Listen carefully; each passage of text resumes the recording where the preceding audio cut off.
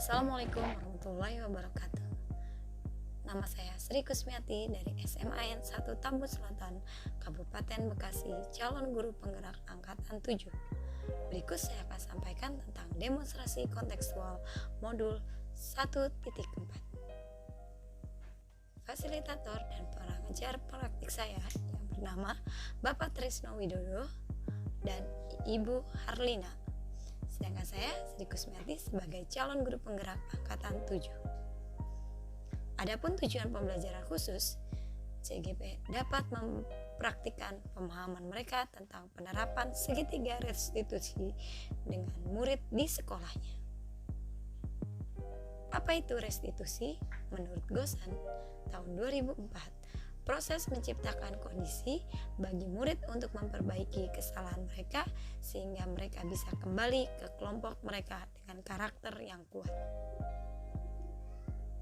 Restitusi bukan untuk menebus kesalahan. Restitusi adalah sebuah tawaran dan bukan paksaan. Restitusi fokus pada solusi dan dapat mengembalikan murid yang berbuat salah pada kelompoknya. Disiplin diri membuat seseorang mau menggali potensinya untuk rujukan yang bermakna. Guru dapat melakukan disiplin diri kepada muridnya melalui segitiga restitusi. Adapun tahapan untuk memudahkan restitusi, yaitu yang pertama tentang bagaimana bisa menstabilkan identitas, yang kedua validasi tindakan yang salah, dan yang ketiga menanyakan keyakinan. Berikut penjelasan skenario kasus 1, teks percakapan dialog kasus 1, dan tayangan video kasus 1 tentang siswa datang terlambat ke sekolah.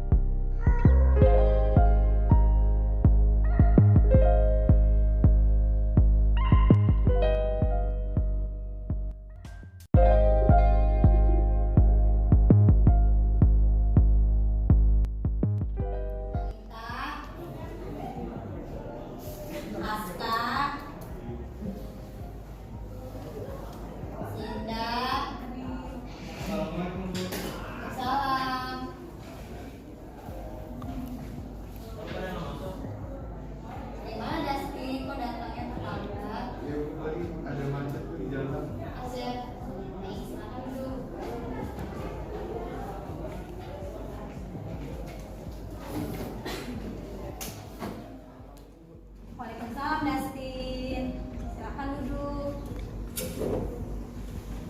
Gimana Dastin? Apa kabar? Baik. Ya, Dastin tahu tidak mengapa Bu Sri panggil Dastin ke sini? Kalau ibu soal tadi pas pelajaran ibu saya terlambat. Oh ya, mengapa Dastin datang ke sekolah tidak tepat waktu, terlambat?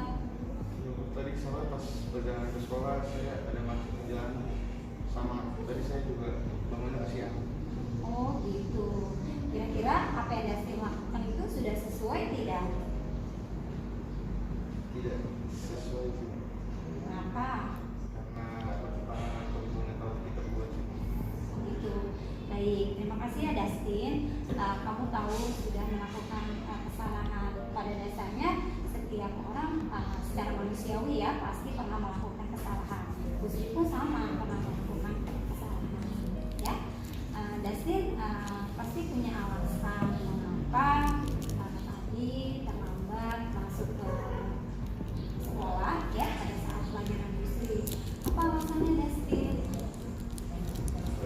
Tadi bu saya sholat bangunnya ke siang di jalan macet karena ada ketaman di rel kereta. Oh gitu, berarti lewat kereta ya? Iya.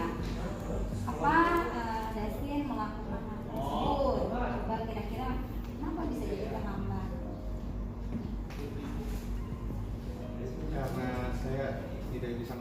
sih. Oh baik, tidak bisa mengatur waktu ya. Oh jadi penyebabnya itu bisa membuat kamu datang terlambat ke sekolah. Ya, bagaimana nanti kamu bisa mengatur waktu lebih baik.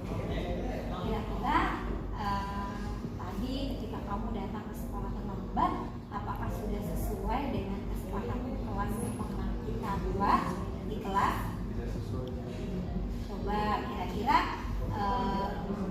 kamu masih ingat tidak apa saja yang sudah pernah kita lakukan di kelas ya untuk kesepakatan bersama? Kira-kira apa hal-halnya? Yang pertama itu pokoknya gak boleh telat. Habis itu berpakaian rapi. Habis itu selalu mengerjakan tugas tepat waktu.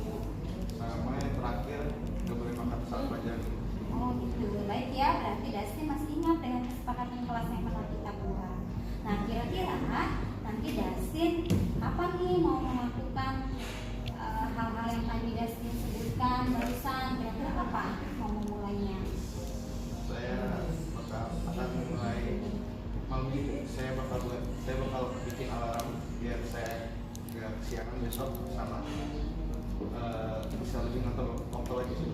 Oke baik, jadi terima kasih ya Dastin, kamu sudah melakukan perubahan di dalam diri kamu ke arah yang lebih baik. Semoga nanti ke depannya kamu bisa lebih menjadi anak yang taat pada peraturan sekolah, kamu juga jadi anak yang mandiri dan bisa bertanggung jawab lebih baik.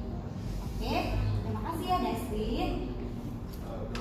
Ya, Maaf ya Bu, saya nggak buka lagi. ya, terima kasih ya. Berikut penjelasan skenario kasus 2, teks percakapan atau dialog kasus 2, tayangan video kasus 2 pada siswa yang sering tidur di kelas pada saat jam pelajaran.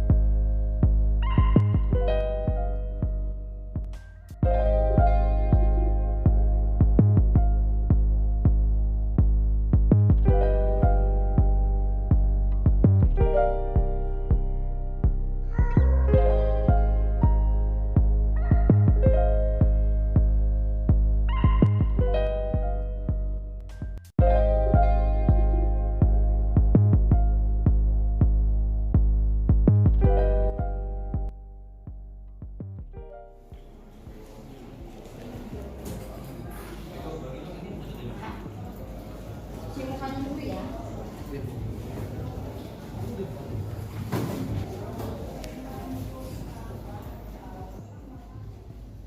Assalamualaikum Bu. Waalaikumsalam. Silakan duduk Raka. Gimana Raka? Gimana kabar kamu pada hari ini? Alhamdulillah Bu, baik. Baik, alhamdulillah.